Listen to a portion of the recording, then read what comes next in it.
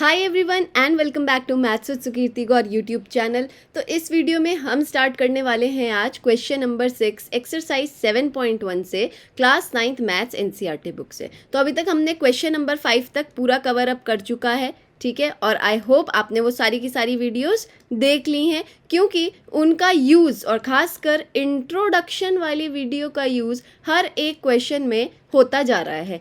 Plus साथ ही साथ आप नाराज़ मत होना, बट आपको एक जो ये वाला चैप्टर है, chapter number 6 lines and angles, इसको भी ज़रूर कवर कर लेना चाहिए अगर आप ट्राइंगल्स वाले चैप्टर पे आ गए हैं। तो अगर आपने अभी तक chapter number 6 lines and angles को कवर अप नहीं किया है, तो मैं दोबारा से कह रही हूँ आपके लिए, उन बच्चों के लिए है ना जिन्होंने अभी तक इसको नहीं पढ़ा है, वो जाके प्लीज़ प्लीज़ प्लीज़ इस लाइन एंड एंगल्स वाले चैप्टर को पढ़ ले। मतलब मैं बता नहीं सकती आपको कितना ज़्यादा ये वो वाला चैप्टर जो है इसमें हेल्प करने वाला है, क्योंकि मैं ये तो नहीं कहूँगी कि कंप्लीटली सारा का सारा कॉन्सेप्ट उसी का है, बट जो बोलते हैं ना कि कहीं से कहीं तक आपको पहुंचना है। अगर फॉर सपोज आपको यहाँ से यहाँ तक चढ़ना था, तो उसमें अगर आपको ये छोटी सी सीढ़ी चढ़नी ना आए, तो आपको भले ही कितने बड़े पहाड़ पार करने आते हो, ये छोटी सी सीढ़ी जो है आपका काम ख़राब कर जाएगी। तो बस वही छोटे छोटे कॉन्सेप्ट्स जो हैं वो आपका काम ख़राब कर देंगे, भले ही आपको ये ट्राइंगल्स चैप्टर समझ में आ रहा हो। क्लियर है? चलो चलते हैं, इस पे स्टार्ट करते हैं। In figure A C is equals to A E, A B is equals to A D and angle B A D is equals to angle E A C. Show करना है हमें B C equals to D E. अब ये question ना क्या है कि है तो बहुत ज़्यादा ईजी, झूठ बोलना पाप है कि ये क्वेश्चन बहुत इजी है, लेकिन है ना बट वाला केस आ गया। कंडीशन है कि अगर सही डायरेक्शन से, सही तरीके से आपने नहीं समझा, तो ये आपको ना ऐसे ऐसे चक्री की तरह घुमाता जाएगा और आप लास्ट में पाओगे कि आपका क्या बन चुका है, 0। तो इसमें आपको क्या मिलेगा, जितने भी नंबर का ये आएगा उसमें से आपको 0 मिल जाएगा, क्योंकि ये क्वेश्चन थोड़ा सा घुमा देता है अगर ढंग से ना देखा जाए। चलो तो देख लेते हैं एक बार ढंग से कैसे देखेंगे। हमें क्या करना होता है कि BC अगर DE के इक्वल प्रूफ करनी है, इसका मतलब हमें दो कोई ट्राइंगल्स को कॉन्ग्रुएंट प्रूफ करना पड़ेगा, है ना। कॉन्ग्रुएंट प्रूफ करने के बाद हम उन दो पार्ट्स को, जैसे यहाँ पे BC और DE उन दो ट्राइंगल्स के पार्ट होंगे, हम उनको इक्वल बोल देते हैं। यस और नो, कि भाई CP CT से वो दोनों इक्वल हो जाएंगे। पहले तो हम ओवरव्यू ले लेते हैं ना कि करना क्या है। भाई डायरेक्ट BC और DE तो आएगा नहीं, यहाँ तो ट्राइंगल्स ही ट्राइंगल्स दिख रहे हैं हमें, ट्राइंगल्स की हेल्प से ही हम इसको प्रूफ करेंगे। अब यहाँ पे आप देखो कि BC कौन से ट्राइंगल में आ रहा है, तो सबसे पहले डिटेक्ट करो कौन सा वो ट्राइंगल है। ये रहा BC, हमने पता लगा लिया BC आ रहा है जी ABC ट्राइंगल में, तो यहाँ लिख लो ABC ट्राइंगल। एक तो हमें ये उठाना है। दूसरा जो DE आ रहा है वो आ रहा है यहाँ, ये रहा DE। तो ये DE किस में आ रहा है, ADE ट्राइंगल में। तो दूसरा ट्राइंगल हमें कौन सा पकड़ना पड़ेगा, ADE वाला ट्राइंगल। क्या आपको ये बात समझ में आई कि आपको कौन से दो ट्राइंगल उठाने पड़ेंगे कॉन्ग्रुएंट प्रूफ करने के लिए? ये बात भी हमें भाई शुरू में ही पता लग जानी चाहिए। अदरवाइज क्या है, आपको यही ना पता लगे आपको कौन से दो ट्राइंगल उठाने हैं, तो आप कैसे इसको प्रूफ करोगे, है ना, कहाँ से लेके आओगे? तो दो ट्राइंगल हमने पता लगा लिए, भाई इन दोनों को हमें कॉन्ग्रुएंट प्रूफ करना है। कॉन्ग्रुएंट के लिए अगेन मैं याद दिला रही हूँ आपको, SAS, ASA और AAS, 3 रूल हमने अभी तक पढ़े हैं 7.1 से पहले। इन तीनों में से किसी एक का इस्तेमाल होगा यहाँ पे अगेन कॉन्ग्रुएंसी के लिए। क्या होगा देखते हैं। सबसे पहले तो यार इजी चीज़ों पे चलते हैं, ठीक है। आप इस ट्राइंगल को देखो, ABC वाले को, इस वाले ट्राइंगल को, ठीक है। इसमें बोला गया है कि ये जो AB साइड है वो इक्वल है किसके, AD के। अब आप मुझे बताओ AB किसका पार्ट है, ABC ट्राइंगल का पार्ट है, बोल सकती हूँ मैं। AB जो है किसका पार्ट है, ट्राइंगल ABC का पार्ट है, और ये इक्वल है AD के। तो AD के इक्वल है। अब दिखने में ना आपके सामने ये वाला ट्राइंगल पॉप करेगा, ये वाला, इस वाले ट्राइंगल को का आपकी आंखें जो है इसके लिए ढूंढेंगी, बट इसको नहीं देखना है। थोड़ी अपनी आंखों को थोड़ा घुमा फिरा के लेके जाओ। आप ये देखो, जो ये AD की बात कर रही हूँ मैं, जो AB जो है AD के इक्वल है, ये AD कौन से ट्राइंगल में आ रही है, ये इस ट्राइंगल में आ रही है, दिख रहा है, ADE वाले ट्राइंगल में। तो हमें पहला पेयर जो है साइड का वो इक्वल मिल गया। कौन से ट्राइंगल से, ABC से हमें मिल गया ये AB, और ADE वाले ट्राइंगल से हमें मिल गया ये AD। तो यहाँ पे लिख दें AB equals to AD।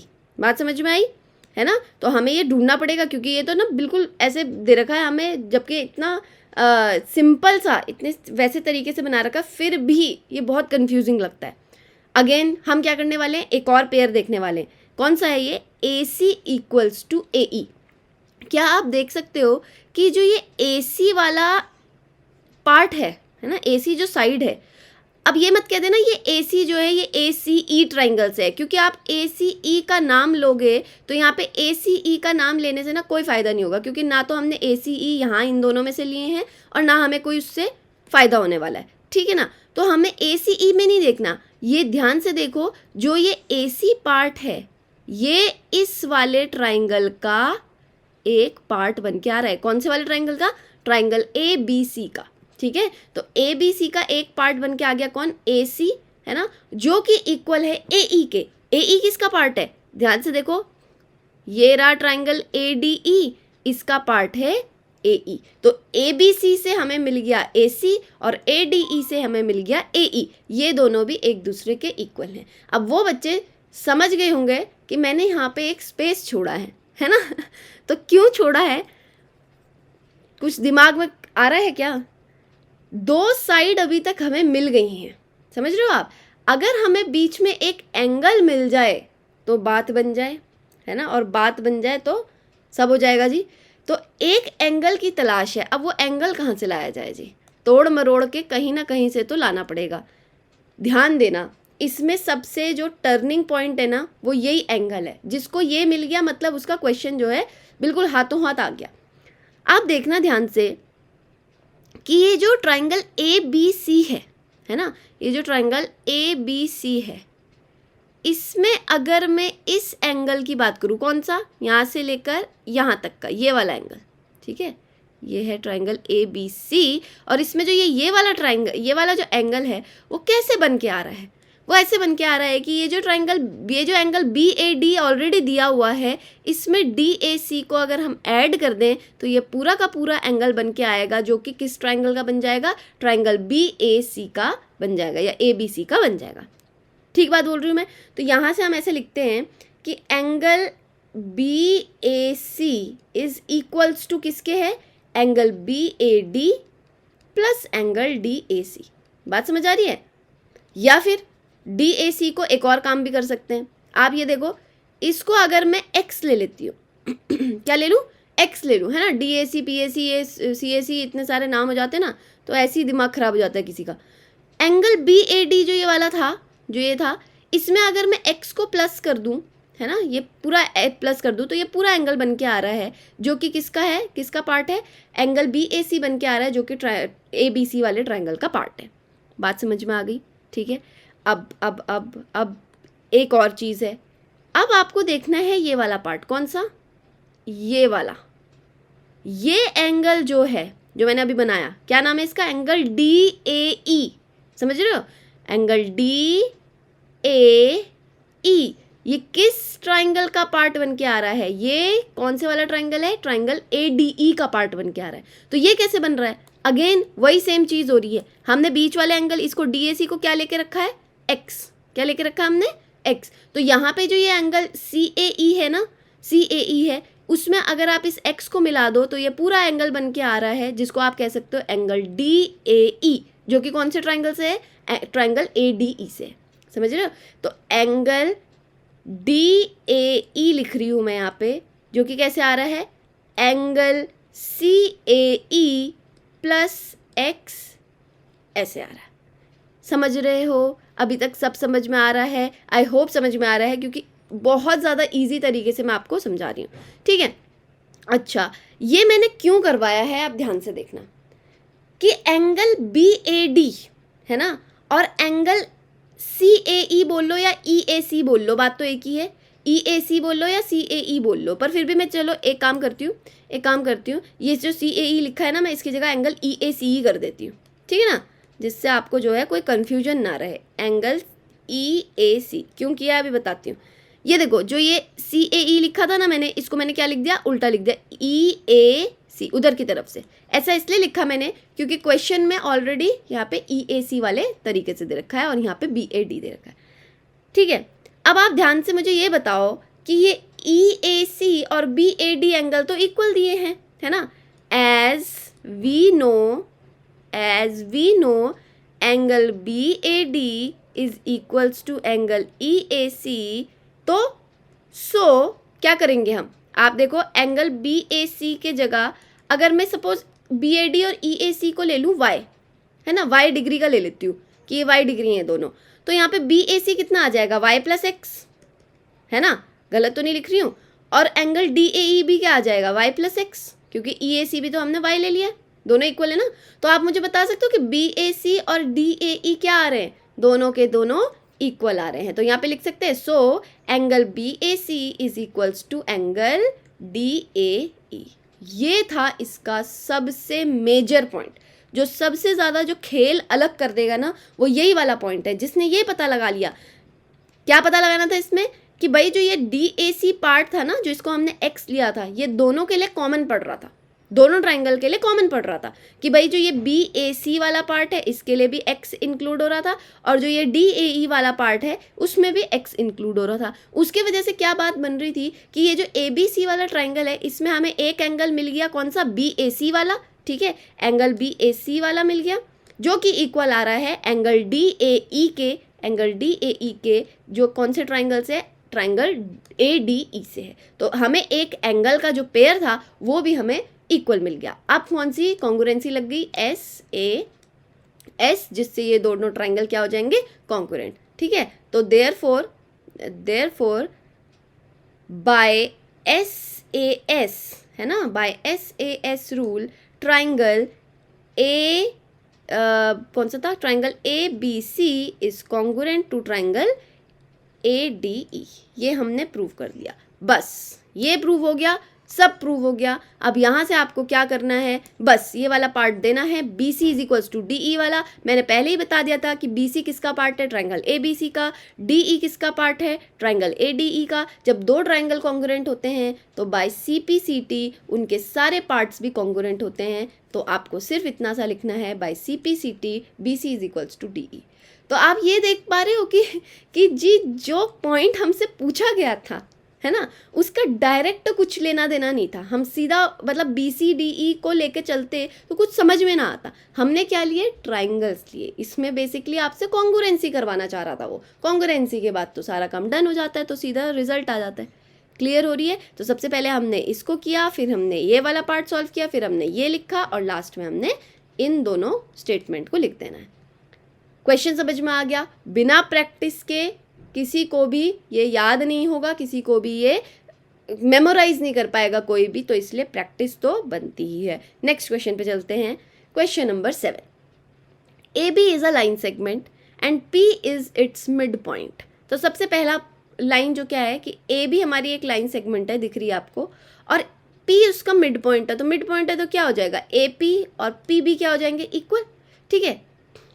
D and E are points on the same side. तो आपको दिख रहा है D और E तो सेम साइड पे पॉइंट है ऑफ AB के, सच दैट एंगल BAD, अब ध्यान से देखना, एंगल BAD मतलब ये वाला BAD है ना, तो ये वाला एंगल इक्वल है एंगल ABE के। तो ABE देखो इतनी दूर से तुम्हें यहाँ तक घुमा दिया उसने, तो ये दोनों एंगल एक दूसरे के इक्वल है। तो यहाँ पे एक ऐसे स्टिक लगा देते हैं, ठीक है।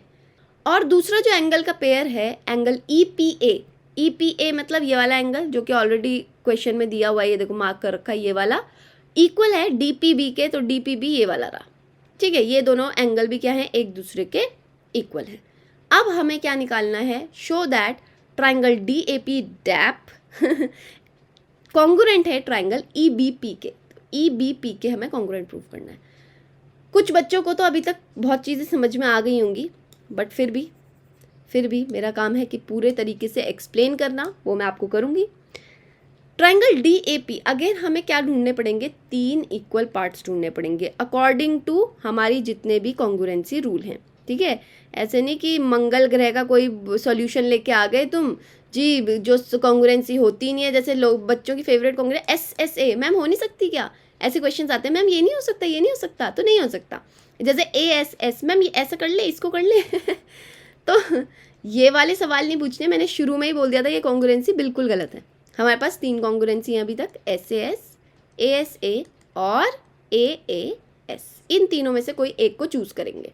चलो यहाँ पे भी ना थोड़ा सा पुराने वाले क्वेश्चन से रिलेशन आएगा कि वैसा ही कुछ यहाँ पे भी करना है, वैसा ही कुछ धमाल मचाएंगे। कैसे करेंगे ध्यान से देखना। DAP वाला जो ट्राइंगल है ना, सबसे पहले उसमें से देखते हैं कि कौन से पार्ट जो है इक्वल है EBP के, हैं EBP के। अब पहला पार्ट जो है हमारा ये वाला आ रहा है, तो ये वाला ट्राइंगल आप देखो, ये रहा क्या है ये DAP, ठीक है, DAP वाला ट्राइंगल। इसमें से ये वाला एंगल है ना, और EBP वाले से ये वाला एंगल, ठीक है, ये दोनों इक्वल गिवन है, ठीक है, ये दोनों इक्वल गिवन है। तो सबसे पहले यहाँ पे लिख लेते हैं एंगल कौन सा था, ये BAD, ये वाला BAD is equals to angle EBP, है ना, ABE, ये वाले एंगल के। ठीक होगी बात, पहला पार्ट हमें इक्वल मिल गया।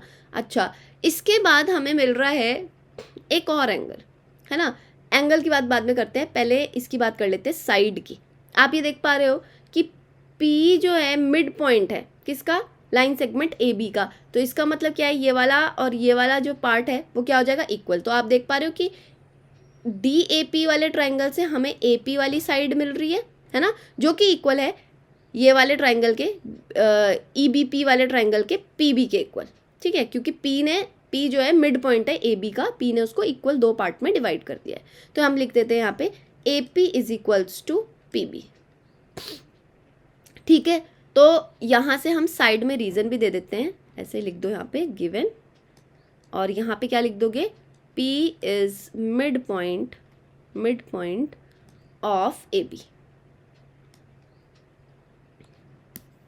ठीक है। अब यहाँ से तीसरी चीज़ निकल के आती है, उसके लिए दूसरा पेन ले रहे हैं। क्या आप ये वाला एंगल देख सकते हो, ये वाला, है ना, देख तो पा रहे हैं मैम, पर करना क्या है, अब करना वही है, ध्यान देना। ये वाले एंगल को, मिड वाले को मैं ले लेती हूँ x, क्या ले रहे हैं x, ठीक है, और यहाँ पे लिख लेते हैं एंगल EPB, ध्यान देना इस बात पे, यहाँ से लेकर यहाँ तक का जो एंगल है, एंगल EPB किसके इक्वल आएगा, एंगल DPB, ये छोटा सा यहाँ पे जो दिया हुआ था, प्लस एंगल x, ठीक है। तो x प्लस एंगल DPB, ध्यान से देख लो, अभी भी क्वेश्चन में ये वाला पार्ट जो है वो क्या है, x में ऐड कर लिया DPB, तो ये पूरा एंगल बन के आ गया EPB, ठीक। अच्छा, इधर से हटो ज़रा और अब आ जाओ इधर। अब EPB जो था वो कौन से वाले ट्राइंगल का पार्ट था, इस वाले ट्राइंगल है, EPB वाले ट्राइंगल का, ठीक है ना। ये EPB जो एंगल है पूरा का पूरा, ये कौन से वाले ट्राइंगल से था, ट्राइंगल EBP से। ये बात भी बताना ज़रूरी है ना, अदरवाइज आप तो भूल ही जाओगे क्या बता रही है मैम। अच्छा, अब आ जाओ इधर वाले पार्ट पे, ये रहा जो ये है ना, यहाँ से लेकर यहाँ तक, ठीक है, ये वाला एंगल। तो ये वाला एंगल किससे बन के मिल रहा है, ये वाला APE या EPA बोल सकते हो, प्लस x, ठीक है, क्या बोला मैंने, EPA प्लस x, ठीक है ना, ये रहा प्लस x, तो ये पूरा एंगल बन के आ जाएगा। तो ये कौन सा है, एंगल DPA इक्वल आ रहा है x प्लस एंगल EPA, ठीक है, इतनी बात समझ में आ गई। अच्छा, एज वी नो, अब इसमें एक चीज़ लिखने वाली हूँ मैं, एज वी नो क्या है हमें पता, क्या पता है हमें, EPA और DPB क्या है, इक्वल है। तो यहाँ पे लिखो angle EPA is equals to angle DPB, और इसको क्या ले लूँ, y के इक्वल ले लूँ, है ना। इन दोनों को हमने बोल दिया, लेट सपोज कि ये दोनों y के इक्वल थे, दोनों इक्वल है ना एक दूसरे के, तो एक सिंगल वैल्यू ले लिया हमने y। तो अब मुझे बताओ कि एंगल EPB क्या बन जाएगा, DPB की जगह क्या डाल देंगे, y, तो ये बन जाएगा x प्लस y, है ना। वैसे ही एंगल DPA में भी क्या करने वाले हैं हम, x प्लस EPA की जगह क्या आ जाएगा, y, तो x प्लस y। यहाँ से हमें क्या पता चल गया कि EPB और DPA दोनों के दोनों क्या हैं, इक्वल हैं। तो यहाँ पे लिख दो, so angle EPB is equals to angle DPA, ठीक है।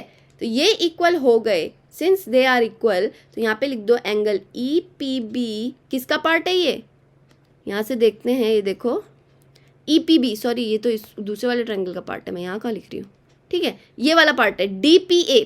देखो DPA किसका एंगल का पार्ट, किस वाले ट्रायंगल का पार्ट है, इस वाले ट्रायंगल का पार्ट है, ठीक है, ये रहा DAP वाले ट्राइंगल का, तो यहाँ पे लिख देते हैं एंगल DPA इक्वल हो जाएगा EBP वाले ट्राइंगल का, कौन सा पार्ट के, EBP वाले के इस वाले एंगल के इक्वल, है ना। तो ये एंगल EPB, तो हमें एक एंगल मिल गया। तो अब कौन सा है, यहाँ से ऐसे लिख देते हैं ऑलरेडी प्रूव्ड, ठीक है, ऑलरेडी प्रूव्ड। तो यहाँ से कौन सा हमें कॉन्ग्रुएंसी मिल रही है, AS और A। तो by ASA triangle DAP is congruent to triangle EBBP।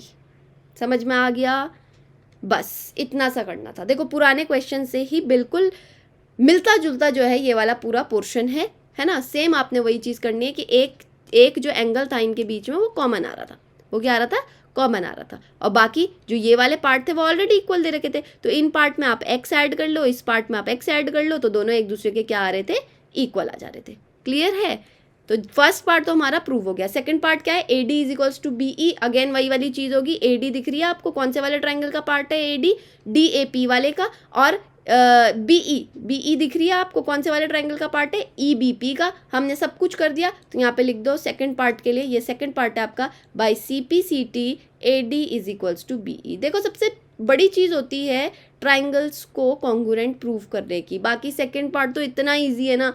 देखो कोई ऐसे लिख देगा सेकंड पार्ट के सीधा नंबर मिल जाएंगे, बट प्रॉब्लम कहाँ है, फर्स्ट पार्ट को प्रूव करने के लिए। क्लियर है, विदाउट रिवीजन नहीं आएगा, बिल्कुल नहीं आएगा, ठीक है। आप बोलोगे मैम आपको आ जाता था, मेरे को भी बिल्कुल नहीं आता था, मैंने भी बहुत ज़्यादा प्रिपरेशन करी, तब जाके एग्ज़ाम में जो है हमें याद रहता है कि अच्छा ये है, ठीक है। अच्छा एक चीज़ मैं आपको पहले ही बता दूं, जैसे आपके एग्ज़ाम्स आते हैं, है ना, उस टाइम पे अगर आपने देखा हुआ क्वेश्चन आपका आता है तो आपको सांस में सांस आ जाती है ना, कि भाई ये क्वेश्चन तो मेरा देखा हुआ है, मैंने किया हुआ है, चलो आ ही जाएगा कुछ ना कुछ करके। ऐसा क्वेश्चन जो आपने पहले कभी नहीं किया है ना, तो वहाँ पे क्या होता है, आपको प्रॉब्लम आ जाती है कि मैं इसको कैसे सॉल्व करूँ, बच्चा पहले ही घबरा जाता है। तो मैं आपको ये समझाना चाहती हूँ कि अगर आप किसी चीज़ को प्रैक्टिस करके जाएंगे तभी वो आपको वहाँ पे अच्छे से क्लिक करेगी, अच्छे से आएगी, आपको फुल नंबर देके जाएगी। अगर आप विदाउट प्रैक्टिस किसी क्वेश्चन को पहली बार देखते हैं, फॉर सपोज आपने सोचा कि क्वेश्चन 7 बाकी तो मैंने कर ही लिया, क्वेश्चन 7 छोड़ देता हूँ, है ना, या छोड़ देती हूँ, वहीं देखा जाएगा जो होगा। अगर ये क्वेश्चन आपके सामने टपक गया और आप वहाँ इसको जी है अपने जो आता जाता है जो भी आपको थोड़ा बहुत उससे करने बैठे, तो एग्ज़ाम ही निकल जाएगा भैया, पर आपसे क्वेश्चन का सॉल्यूशन नहीं आएगा। तो दिक्कत सबको होती है, विदाउट देखे हुए, विदाउट प्रैक्टिस। आपके टीचर्स को भी दिक्कत आएगी अगर वो भी इसको प्रैक्टिस नहीं करेंगे। तो सालों साल आप इसको छोड़ दो ज़रा और एकदम से करो तो आपको भी दिक्कत ही आएगी। क्लियर है, तो इसीलिए प्रैक्टिस करते रहो, आगे बढ़ते रहो। हम नेक्स्ट क्वेश्चन, जो लास्ट क्वेश्चन है क्वेश्चन नंबर 8, वो थोड़ा लंबा चौड़ा है, उसको स्टार्ट करेंगे नेक्स्ट वीडियो में। और प्लीज़ मुझे कमेंट करके ज़रूर बताया करो कि आपको सोल्यूशन समझ में आ रहे हैं, या कोई और क्वेश्चन है आपके इनसे रिलेटेड तो उनको भी प्लीज़ पूछा करो। मुझे कमेंट से पता चलेगा कि किस बच्चे को क्या प्रॉब्लम है, तभी मैं उन चीज़ों को सॉल्व कर पाऊंगी, ठीक है। तो कमेंट करना बिल्कुल मत भूलिएगा। If you have understood both of the solutions, please like the video. If you haven't subscribed the channel yet, please subscribe to the channel. Also hit the bell icon so that you never miss any update. If you have any query regarding these two questions or any another question to ask, please comment me in the comment box. Till then, take care. Bye bye.